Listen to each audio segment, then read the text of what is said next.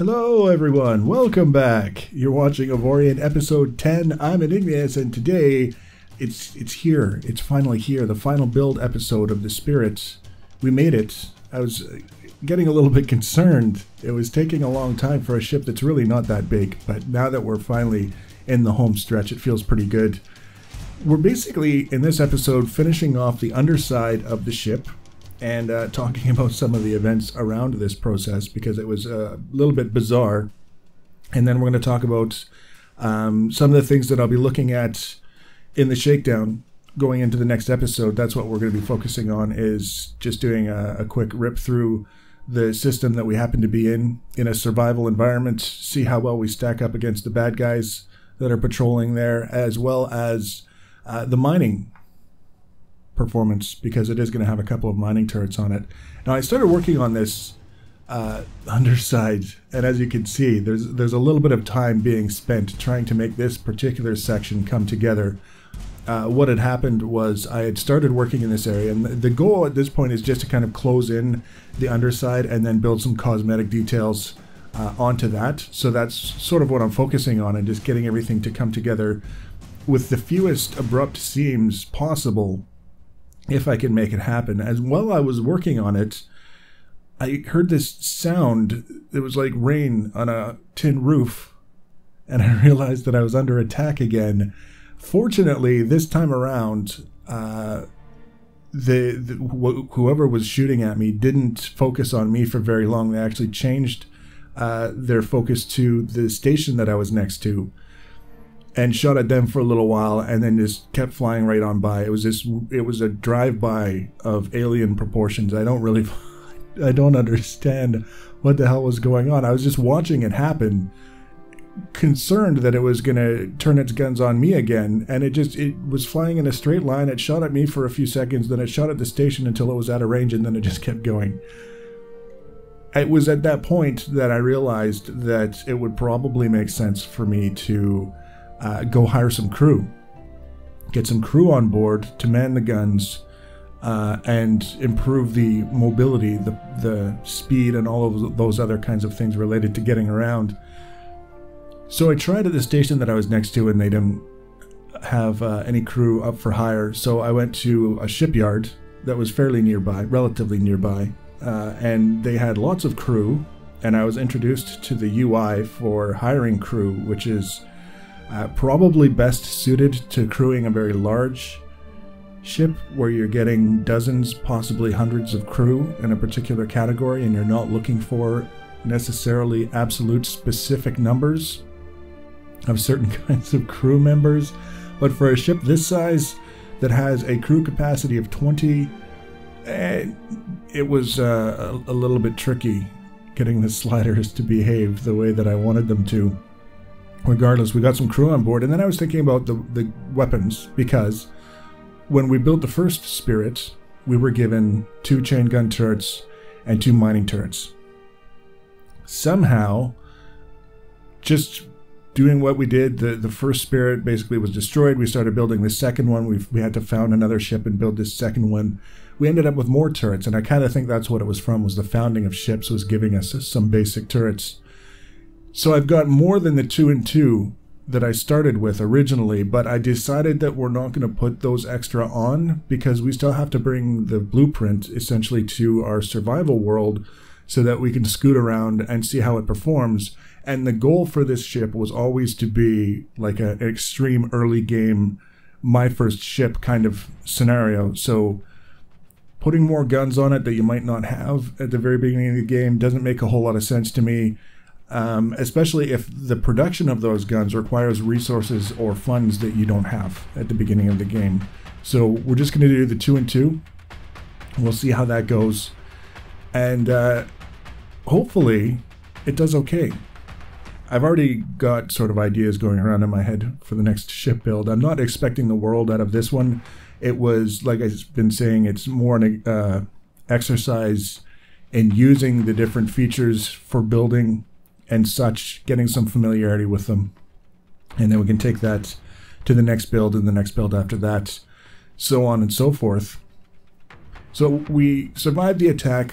We got some crew members on board, And then we continued this process underneath here, which was basically, I wanted something, again, along the lines of what you might see on a spaceship, as opposed to what you might see on a car. And in this case, it wouldn't have lent itself really to sort of like the underside of a car anyways, because the underside of a car is never really meant to be looked at. It's always on the ground, basically. You'd have to crawl underneath it in order to see it. So this gave us an opportunity to further distinguish the design from an actual car and to something that just resembles a car in certain ways. And we've got this central part and the goal with this center part where I'm working now is to just have this very gradual, refined curve, kind of going from the front over to the back. And then we have it, in this case, I left it a little bit open in the back end.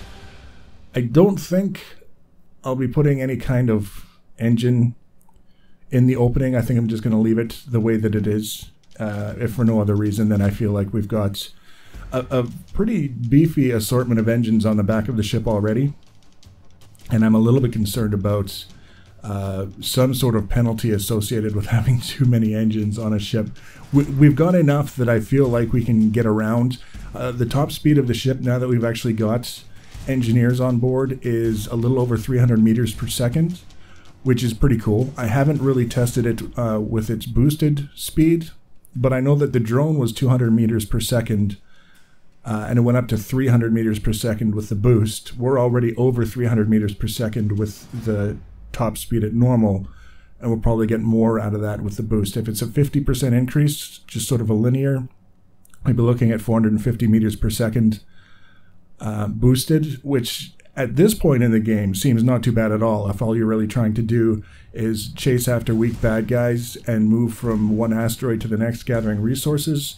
It's not too bad. We'll see how it goes, but I'm feeling optimistic about it as long as we don't bite off more than we can chew. That's kind of the key.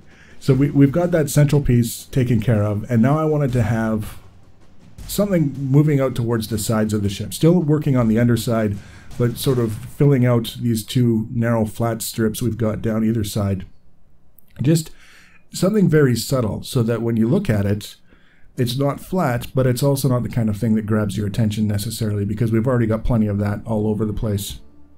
One of the things that was actually my favorite part about this whole build was the spoiler that I put on the back. I've never been a fan of the big high-performance spoilers you see on racing muscle cars that have been retrofit to do actual closed-track racing. Those have always struck me as kind of brutish and garish. They're not that refined brutish sort of thing, the elegant aggressiveness. It's just big and blocky, and you get the idea what I'm going at. So I put this fairly elegant spoiler on the back of the ship, and I think it works pretty well. It's very difficult to see with all the flipping and flopping around that we're doing, and especially we're not even looking anywhere near that part of the ship, but you'll have an opportunity to see it eventually. We got that little bit of a detail in the front area, kind of working out towards the sides. And now I decided that I wanted to put, I can't even think of the word that I would use to describe it, kind of like exhaust ports. If, you know, exhaust ports were a little bit rectangular coming out the side. This is actually one of the ideas that I've had bouncing around in my head for this particular part of the ship for a while now, and I didn't really know exactly how I wanted to implement it. Even when I got to this point here, I'm just kind of messing around and seeing sort of what works and what doesn't, getting one of them right, and then we can use the select and copy and paste functions to just kind of duplicate it down the side here and have 4 or 5 of them without having to build each of them individually and take all that time that's necessary to do that while trying to make them all the same shape. That's kind of the tricky part.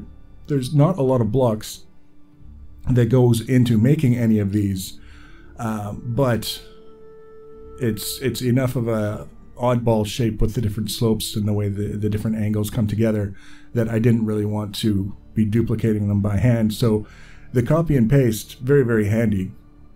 I think this is only the second time that I've used it, to be completely honest, but I'm already a fan, and it's definitely something that will be used in the future as the opportunity presents itself. So we've got that narrow strip on the underside. Now we've got the exhaust port sticking out the side of it. We've got a little bit of detail on the front that we put in, and now I just wanted to finish it all off with something on this back section that, again, when you look at it, you think, yeah, that's kind of interesting, and it's not flat, but it's not the kind of thing that's going to grab your attention and distract you from anything else that's really going on. I feel like this build is at the limit for things that could be considered a beneficial distraction when you're looking at it and sort of trying to make the decision about whether you like it or not. We're at the point now where I think less is more. We've already got all kinds of other stuff, especially down the side of the ship. We've got the big scoop on the hood. We've got the glass, which I found out doesn't really look much like glass most of the time. I went around and I painted it. You'll see it painted before this video is over. And the glass was looking like it was actually made out of iron, because it was the same color as the iron around it, just based on the reflections that were bouncing off of it. And it didn't really look transparent or even translucent. It almost looked opaque. You had to really look closely at it to see that it was actually translucent. And I made sure after I painted it that it had no color assigned to it. It's literally set to no color. And then it sort of kind of looked a little bit like glass, but the way the textures go onto it, it doesn't, it just really ends up looking like iron. It's kind of disappointing. But we've got that section that's kind of doing whatever it does, and I think it works. It fits. It doesn't stand out in a way because it doesn't fit, but at the same time, it's not the main thing that your eye tends to rest on when you're looking at the ship overall. So you can see, just getting it, this is where I was trying to get the guns to fit, and I forgot the UI and how to make the whole thing work with the placement of the guns. But I got it sorted. It's fine. Everything's fine. One thing that I had noticed when I was scooting around setting up the crew was that I didn't have enough thrusters of a reverse variety. So once you got going, the actual braking of the ship from any kind of forward movement to a dead stop was really quite poor.